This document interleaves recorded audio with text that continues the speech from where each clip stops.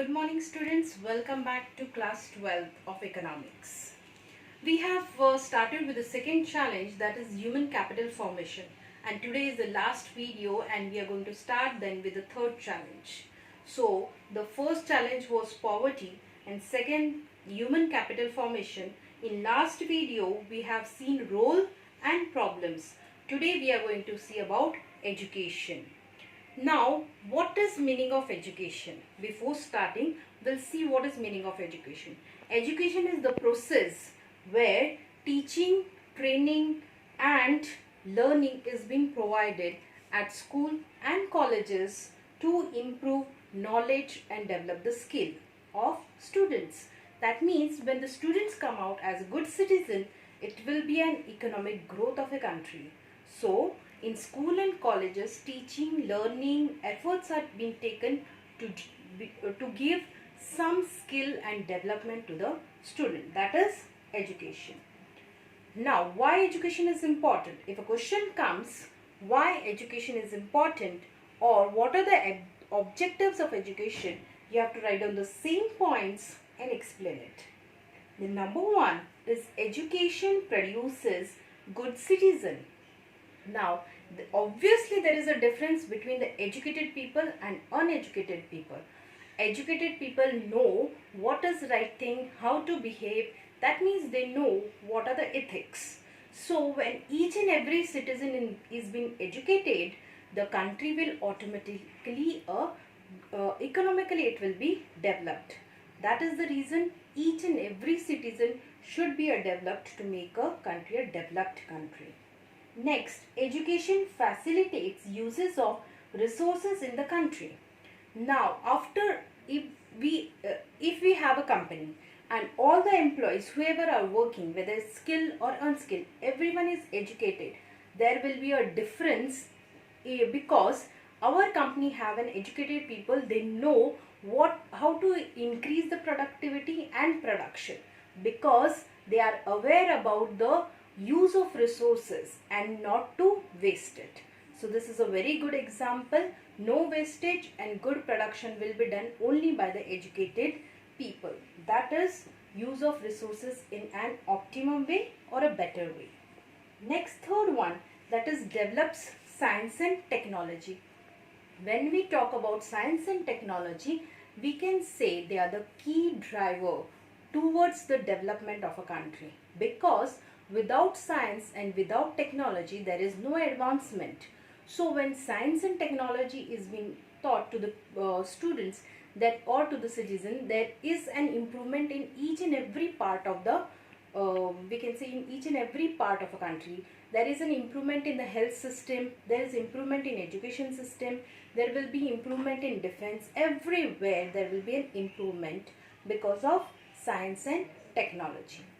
Next point, we will see fourth one, that is develops cultural standard of living. Now, how does the education and cultural is connected? When in each and every school, the cultural development, the culture is good, how to walk, how to talk and everything, good culture has been given. We can say that education shapes the student and their future.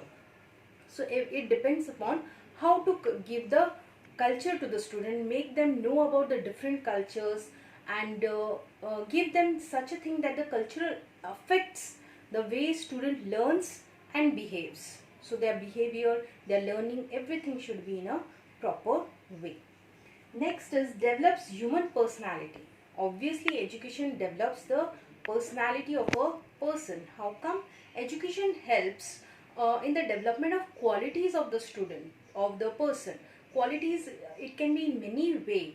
Quality mentally, emotionally and way of thinking, and very important, the character of a person is being developed. There is a good character developed in a person by education.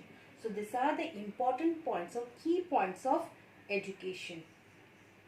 Now we will move further, that is problems relating to the development of education in India. Now, while making all the citizens and educated, what are the problems faced by the country?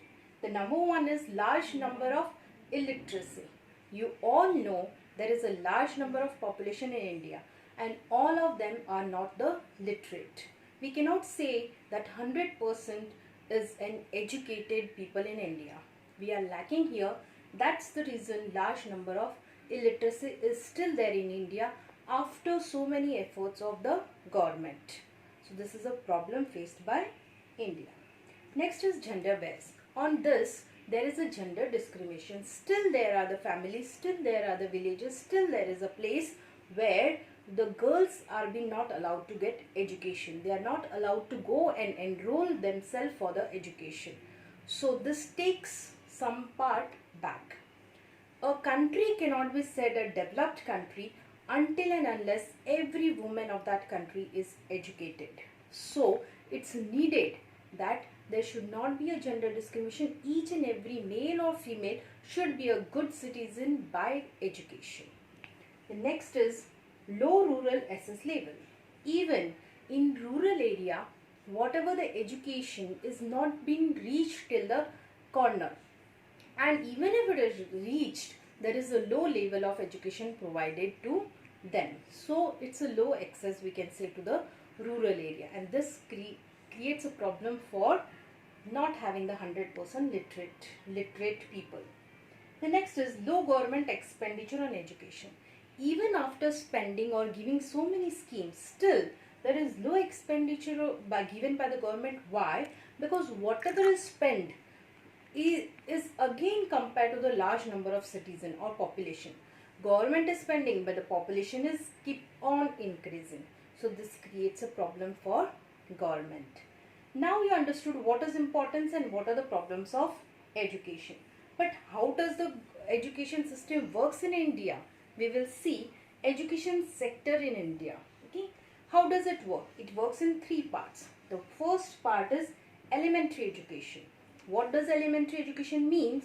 When the student or the child takes an admission in a school, right from that till 8 years. Yeah, that means till from the age of 6 till 8 years, he is under the elementary education.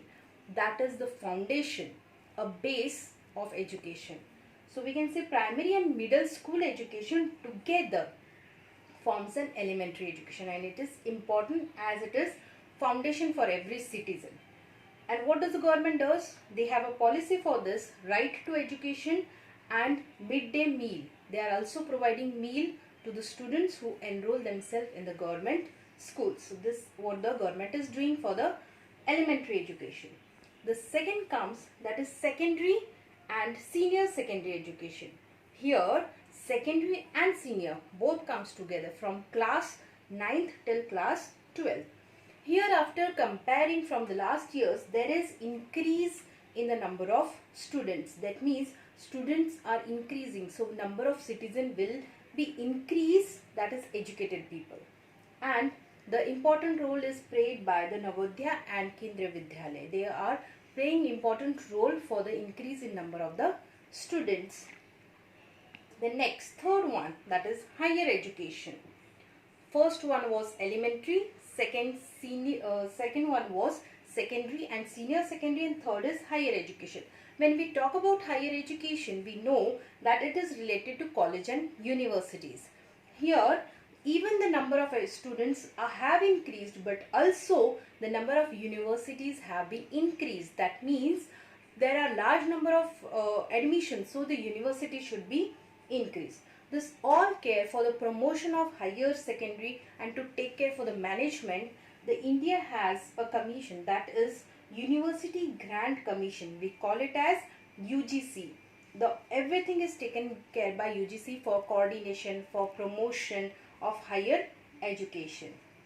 Now here we finish with the education sector in India, but you have an assignment and which you have to do. I am going to check it, that you have to find out the different schemes which are run by the government for education. Here we finish with the human capital formation, but still we are continuing with the current challenges faced by Indian economy. We have finished the first challenge, that was poverty. Second challenge, that is human capital formation.